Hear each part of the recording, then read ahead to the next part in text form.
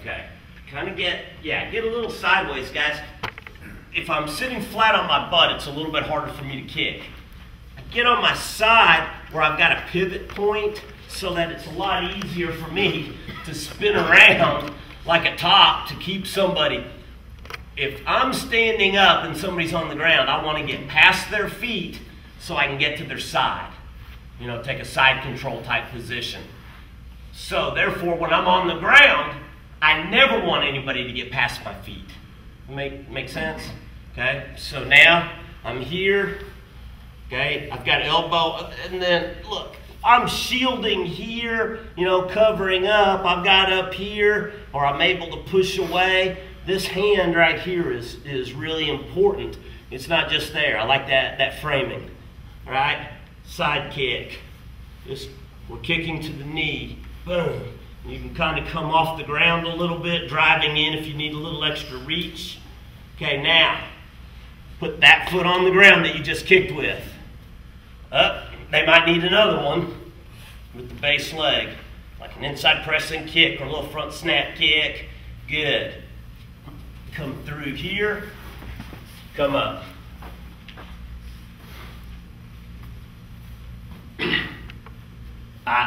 That's a simple skill, but I think it's like so important, okay? So now, I want you to do that. Let's just do it 5 times on your own. Just stand up. So all you got to do is go to the ground, kick,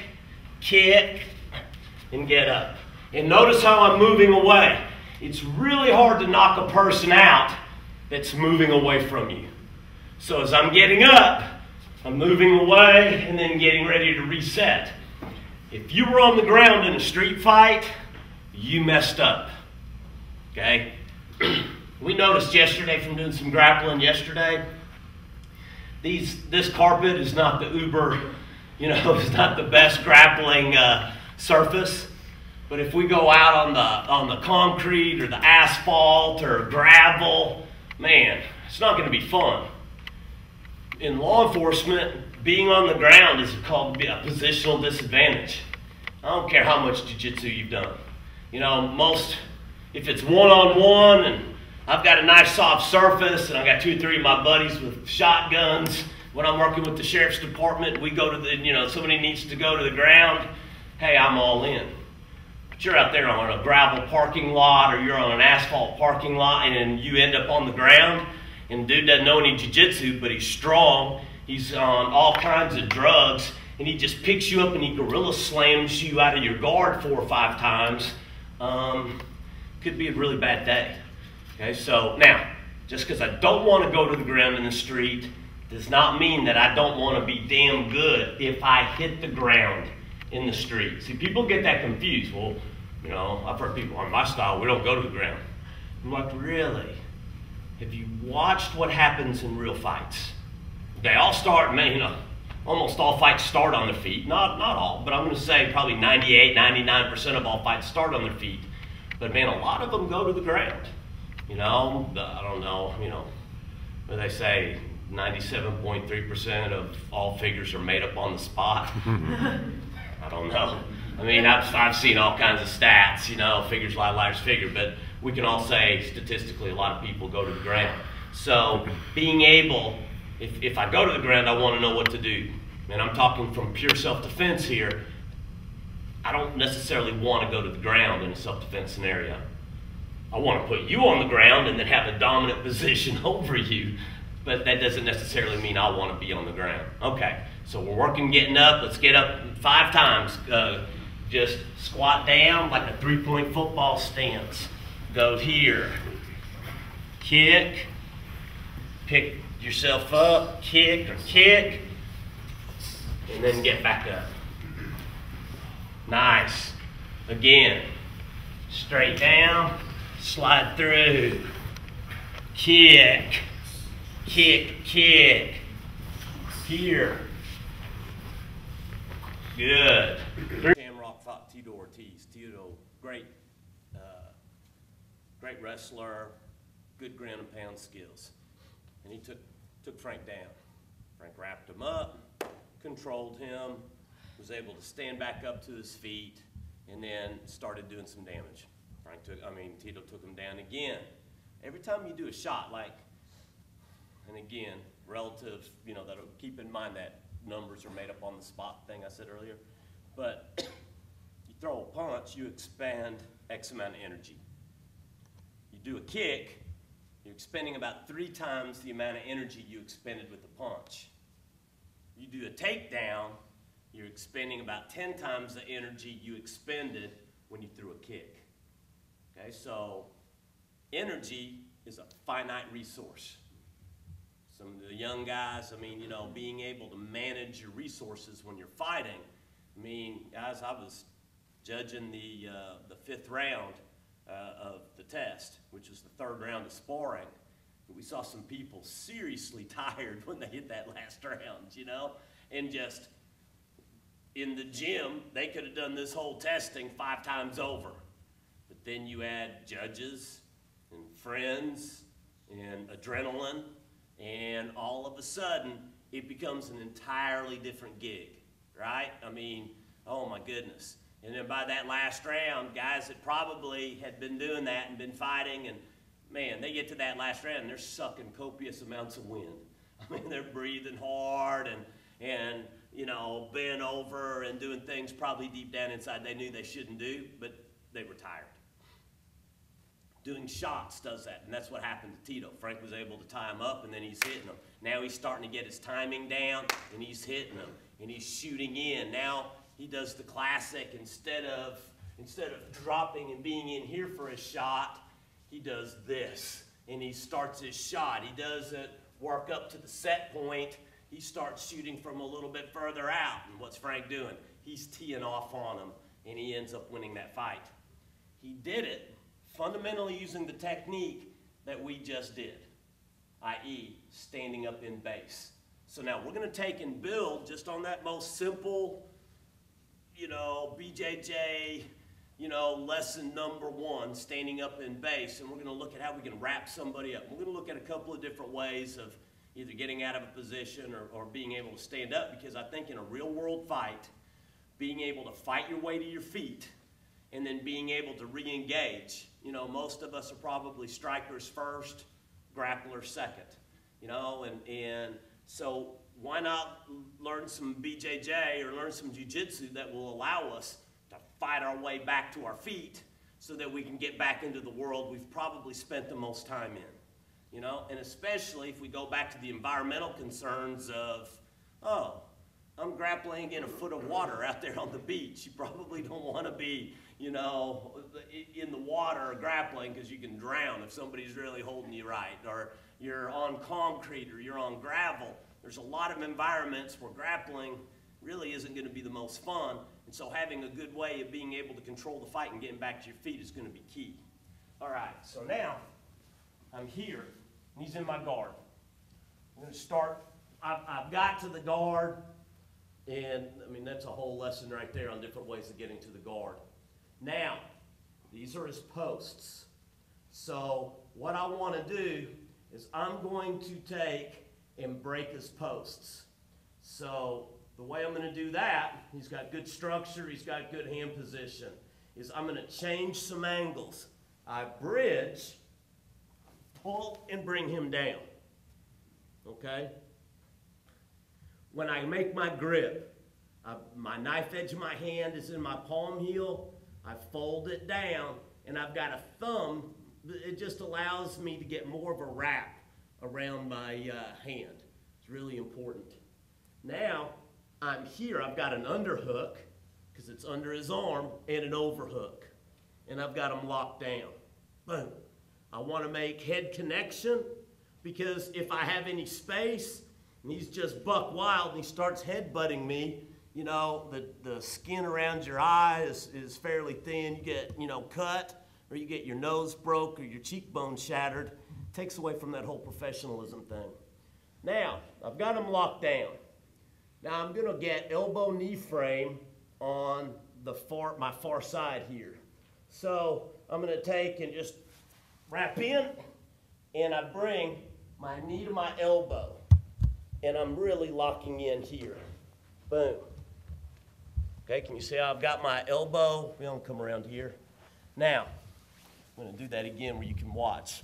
So I change the angle on the posts. I just, like I'm bringing up, I open the hands, pull with my knees, and I lock. Boom, stabilize the position. Now the only place he's really got to hit me is where? My rib cage. Boom, I mean, you know, if he's trying to hit, he doesn't have a lot of leverage, but trust me, that can still get to be pretty annoying. So I'm gonna just rock him one side and then slide over to the other. You see how I do that? Now, what has he got to hit me with? I mean, I'd pretty much take everything away here, okay? And I'm cranking on that neck like I'm trying to give him a chiropractic adjustment. Actually, I'm cranking on it like I'd like to break the dang thing, but it's probably not going to happen, but it's not going to be pleasant for him. Now, I'm going to be here. Now, I'm going to release this grip, and I'm putting my hand on his head, and I'm reaching out with this hand, okay? If I imagine a triangle from the top of his ear to the inside of his ear, can you see this triangle? Top of the ear, back of the head, inside of the ear, that gives a triangle. That's where my hand is because I have the most leverage over his head. This hand comes out and I start coming in here. Now, what am I doing?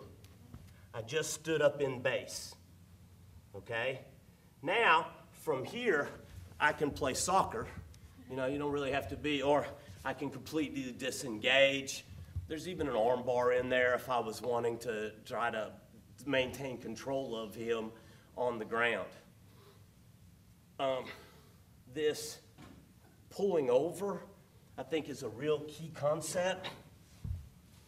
So I'm here and I get him locked up, okay? I come in and I start doing this. Now, where do I have my feet? On his hips, okay? Now, I'm able to go to my, go to a triangle, okay? Come in here, I lock up, here this way, push his head. And now, I've got my straighten out. There, see, he's tapping and I'm not even doing, but that kidney, the elbow on the kidney's rich, isn't it? He's like, man, I got up early this morning for this. This is awesome. I know that's exactly what he's thinking, right? Okay, the submission is right there. So from that position, I have the one other. So I come in here, and what is he thinking? Man, I'm being attacked this way. I come out. Now, notice I get the pressure down. See, I've got an arm bar right here that I'm also working. So it gives me that position, if I'm just looking for straight submission, that position gives me several good submissions out of my closed guard. But it also gives me an opportunity to fight back to my feet, which is our primary thing we're going to do. So one last time, and then I'm going to shut up and let you guys get some work in here. Now, I've got to protect my side, so I'm going to rock one way, and then I come back, and I get that elbow-knee frame.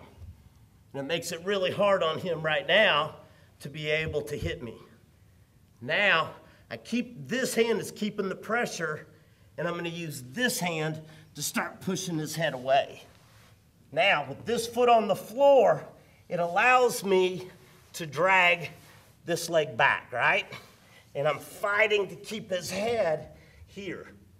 Now, this hold is really important because if I do this or this, a strong guy can muscle through that, all right? I don't have enough leverage on his head. This is a lot tougher, okay? I have so much better leverage on his head. And I have a little arm bar cooking here. And then, too, from here, if I drop that knee into him, I mean, there's a lot of nasty things that you can do there. grab your partner, just start easing, and we'll make corrections as we see them. Thank you, sir.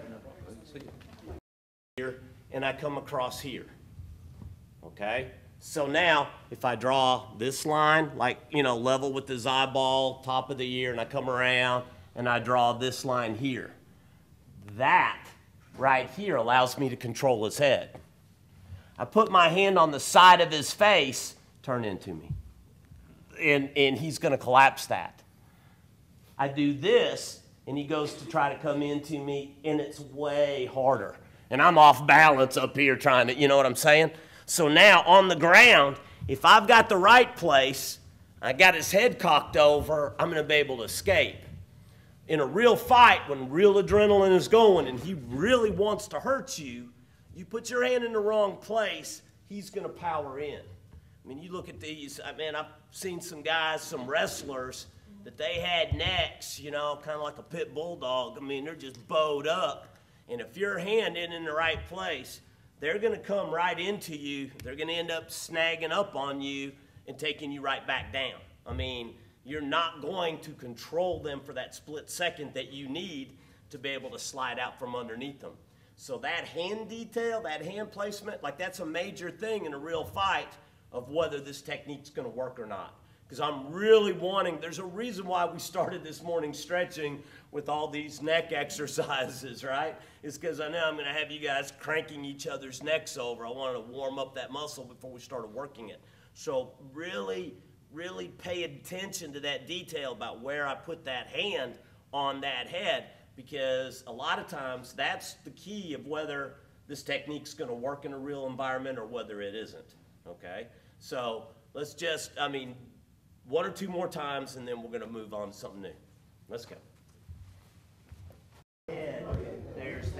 There's that. If I take and come in here, there's that. There's just so many ground and pound kind of concepts, but really good use of that head and neck. This is on plumbing, the Burmese deal, the Thai plum, that head control, pushing the head, controlling the head. Where the head goes, the body follows. So really studying how I can manipulate that head, whether it's up, down, sideways. A lot of styles, incorporate that same kind of concept, I guess, is my whole little lecture thing, But I guess everything that you had somewhere. Sit up.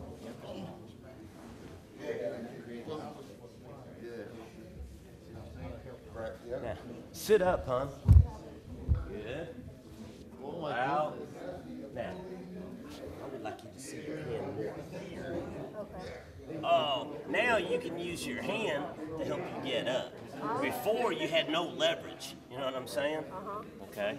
It just makes, I'm posting on his head to help me get up, because now I've got weight, I got body weight. It's just weight management, And if my weight is on his head, it's a lot better than if my hand is on the side of his head and he doesn't feel any pressure. I'm still pushing, but he doesn't feel any pressure. So I want him to feel pressure when I'm right there. A couple of things. The way we control the head is really important. We talked about that, but there's a lot of styles that have head control. Muay Thai, the Burmese boxing, different throws from stand-up jiu-jitsu or Aikido. How we move that head is really important. So we see that in this technique. Our weight management. I like that kind of concept in jiu-jitsu because we're constantly trying to pressure, posture, possibilities. Okay? I've got to be able to apply pressure to somebody, and when I'm applying pressure, I've got to be able to have good posture. And in that posture, I'm applying pressure, and out of that pressure, I'm going to create possibilities to be able to go to different areas and be able to do different things. So that's really some important kind of concepts. When I'm defeating these posts, people will post up, they'll start to swing. I'll get some different things happening. So now, I'm here, okay, and I'm locking in. Now, he's pushing in, and I want to kind of notice what's going on. How is he holding on? Okay, so I know he's got his hands turned out. See, his fingertips are pointing at the ground right now. So I may come in here and put my hand underneath his elbow. Because some guys really like to try to dig their elbows into your inner thigh. Okay? And which isn't really good jiu-jitsu. I mean, people will do that, especially new people. But if I take and I turn, you feel the pressure just by changing. I'm turning my heels out, and when I turn my heels out, I now protect the inside of my thighs. And he'll tell you I got more pressure right now. So now all he can really do is dig in. But from here, I'll grab and I pull out, and now right here, I've got a basic wrist lock going right here on him. Okay? And that's sneaky because people won't be looking for that a lot of times. Okay? So, and I would really feel bad if I taught a whole seminar and didn't wrist lock anybody. You know, it would really just, personally, it would bother me. So, but that's a good way of being able to break down his base. Because I'll come in, I'll start to do this. If I catch it, now another thing I'll do is I'll put my elbow right there on his hand, and then I can get the finish. After I've done that a time or two, people will start escaping their hands, and then what they do is they give me a beautiful path for the back, and now I've got him, you know, locked up. So I have an opportunity, you know, if they don't like that, it gives me a chance to go after their back. Now, so I'm in here. If he goes and he postures and then he thinks, hey, I'd like to just punch this guy in the mouth 2 or 3 times. A lot of times, and I realize he's setting up, it's my prayer hands. Oh, Lord, please don't come in here. Okay? I went from the outside in, or boom, I hit the shoulder, and now I go back to this. Okay? I'm either going to pass it. If I passed it from here and I go to the shoulder, just touching that shoulder, even if it hits me, if I get a good shot on that shoulder as he strikes, then it's probably not going to knock me out. It may not feel real good, but at this point in time, it's managing damage, right? I want to manage how much damage I'm going to take, and if I can palm heel that shoulder, then I'm taking a lot of the sting out of that punch, even if he's able to hit me, and then I'm automatically swimming. Now I'm back into the technique, I'm into the position that we did. Now he comes, he's driving down, and I do this, and I lead him across. Now, I'm coming here, and I'm going to roll, and I'm going to take him, now I'm in the mount, okay? Boom, I've got him locked up. If I lock here, look, I've got this hand here, I grab my own bicep. Now, I'm going to take, as I squeeze up with my chest, I'm rolling his arm. Look, and I get the tap. I applied no pressure here, but rolling that shoulder, I'm rolling his clavicle into his neck, and guys that have tight shoulders will find this to be absolutely miserable, okay? So I'm rolling into him, and I'm applying the submission, okay? So, I mean, and again, guys, look, when we're rolling, and this is not the most optimum BJJ surface I've ever trained on, you know? So give you an idea, you train on this. When we start talking about training on asphalt or gravel or concrete, it'll give you a really good appreciation, you know? And know when you're on a hard surface like this, somebody pick you up and gorilla slam you, you know, you take a guy that doesn't know anything, he's just freaking strong. And I've seen a lot of guys in fights, man, especially in the early days, pick somebody up, they'd be in a triangle choke, and then just pick the other guy up and slam them. Well, man, this kind of a surface, I mean, that's a padded surface, and it would knock people out. I forget who it was. I saw a guy pick up this Russian fighter and slam him just in a takedown, and it fractured one of the vertebrae in his neck. It's a career ender. Game over from a slam. Now put that on a hard surface, not a matted surface. I'm talking about a hard surface, and it gets real, you know, I mean, in a hurry. So, well, the point being is that be careful in here as you're rolling around and doing this stuff, okay? We pass, we get the neck. Open your guard and use your leg to help drive you over as you go in.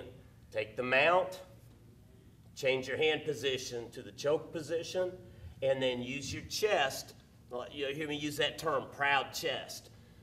A lot of times when I'm lifting, I'm, you know, always resetting. I always want postural alignment with every exercise that I do.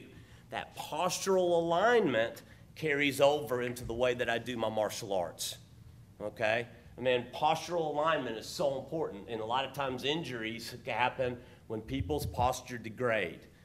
I saw last night people were getting tired, and then they would be bent over. Well, all that did was their rib cage is putting pressure on their diaphragm. Now they're not getting good oxygen. Guys weren't able to manage their fatigue by staying upright, rotarying out, and being able to breathe. But because of that fatigue, they allowed their posture to degrade. And then all it did is took a bad situation and made it worse. So in jiu-jitsu, we talk about posture, but posture should be part of everything you do in the martial arts. I think about my posture when I'm doing my, you know, if I'm doing military press or I'm doing my pull-ups or, you know, every time you exercise, you should know how those movements directly relate to what you do as a fighter. And then, every time you exercise, you're doing martial arts. I go to the track, I'm running bleachers, I'm doing martial arts because I know how every step, boom, is going to apply with the way I'm firing my knees or I'm picking my leg up to be able to kick. When I'm doing my pull-ups, you know, get that chest proud and I'm pulling up and I'm engaging everything. I know how that's going to play when I'm pulling you into my choke or I'm locking up on stuff. When I'm doing push-ups, when I'm bam, and I pop out, when I'm palm heeling out or I'm jabbing out, I know exactly how. I don't do, you know, I'm always in here. Everything we do as a fighter is in here, whether we're grappling, whether we're striking. And so I do my push-ups in here like this. You know, that's the motion. I'm training movement, not just musculature. And I train that movement so I can plug it directly in to the way I do what I love to do the most, which is martial arts. You know, I mean, I didn't get into the martial arts to be a stylist. I mean, I started in Taekwondo, but I didn't go and go, hey, I want to be a Taekwondo guy. So, man, I wanted to learn how to fight. You know, a small, skinny white kid. I just, you know, I had to run around the shower to get wet. You know, I was a little guy when I started out. I just want to learn how to defend myself, you know. So, you know, when you have to stand in the same place twice to make a shadow, you're not very big. You're just not very big. So, you know, it's danger. If you guys start laughing at my jokes this time of the morning, it's like, I'll be here all day. No. Tip that weight staff, ladies and gentlemen. That, well, the truth is, you know, I mean, I wanted to learn how to be able to defend myself. Started in Taekwondo because this was close to my house. Still loved the style, but it didn't have all the answers. Got into boxing and kickboxing. Loved that, but it didn't have all the answers. You know, got into a Japanese style of jiu-jitsu, got into the Brazilian jiu-jitsu and just kind of learned, man. I mean, my deal is to be a martial artist, not a stylist. And that concept has allowed me to train with tons and tons of people, you know, and what's at the core of it? I look at it in terms of hardware and software. My physical body is my hardware. And I can tell you, after having 2 hips replaced, my shoulder rebuilt, a couple of knees, you know, I've been injured so many times I wrote a book. Literally, it's for sale on Amazon. Go to Dring, stay in the fight, you can get the book. But that, you know, taking care of your hardware becomes really important. And the way we train our hardware, the way you take care of your body, is going to allow you to do your software. I've seen too many guys that their training methodology didn't match their technical methodology. You know, I mean, they overdeveloped, underdeveloped. They, you know, look like a science experiment gone awry. Oh man, I go and I bench because I love to bench. They overdevelop their front heads of their deltoids, big chest. I mean, you've seen guys that kind of look like this in the gym, and then they had little bitty legs, or they had no lat development. They did the exercises they liked. We need to make sure, I mean, taking care of our physical self. The older I get, the more injuries I've had, the more important I realize taking care of my physical self is. And I want to train so that I'm able to do the things that I love. Okay, I'm going to let you guys, let's get this technique in. Get in the guard. They're going to rear back to pass, prayer hands. Please don't hit me, because then I can check the head or I can pass. When you're like this on your center line, the punch is, I mean, it makes it easy. I know what's up. You know, if my hands are up like this, it's either got to come down the pipe or it's got to come around. It limits. You know, if my hands are down, they've got a little more angles of attack. When I'm up in here, I pretty much know, hey, you know, what are the possibilities? It's the same thing. I'm on the ground. Now, I can dive in, I can check. You know, I mean, I have different things that I can do. Okay, let's play. Okay. Take side control. Now, you're going to swim this arm. This is one of the worst places for your arm to be because he can attack it. So I either want it to be here or I want it to be under his arm. Okay. There. Now, walk your feet. You're going to walk out away from him a little bit and get this arm on the other side of his head. Yes. Now that gives you the space to push his head and throw your leg over his head. Short legs. It's okay. That's where, and the more you practice walking, you'll walk yourself into the position where you can get your legs where they need to be. But he's here, push, now walk the head, now push his head, right, and bring your leg over his head. Nice. Okay. Now, drive him to the ground, come up. Use your hand if you have to. Good, keep going, keep going, keep going. Go to your knees. Oh yeah. Now, you're the guy on top, okay? It's just a good reversal position. From there, it's easy to stand up, or you can continue to grab. You know?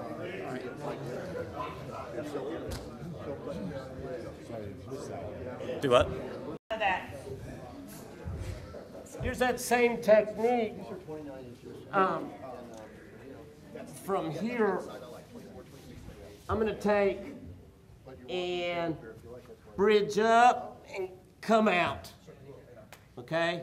Now, I'm going to take and walk here. Okay? Now, I trap that arm in, and I come out. Now, I'm back in to that same choke we've been kind of working. So that's another way of kind of utilizing that technique. I like this, the one we did from side control. So that was from north-south. But I'm utilizing the same kind of principle. I'm here, boom, and he's trying to hold me, so I'm coming in. Now, I get my arm here, and instead of trying, it's pretty tough if he's holding me. But if I'm in here and I walk my leg, now I can hook that head. Okay, I've walked my legs over. Now, the nice part is it's easy for me to push out and trap that head up. Well, now, if I'm triangling and I'm going to drive my knee to the mat and I push, I come all the way, I'm coming all the way up, okay?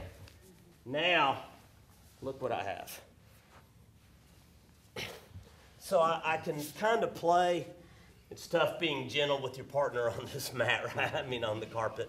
But it gives you some options. The main thing is I'm going from a bad position to a better position, you know? And that walking my whole body and moving my whole body instead of just trying to reach over with my arm.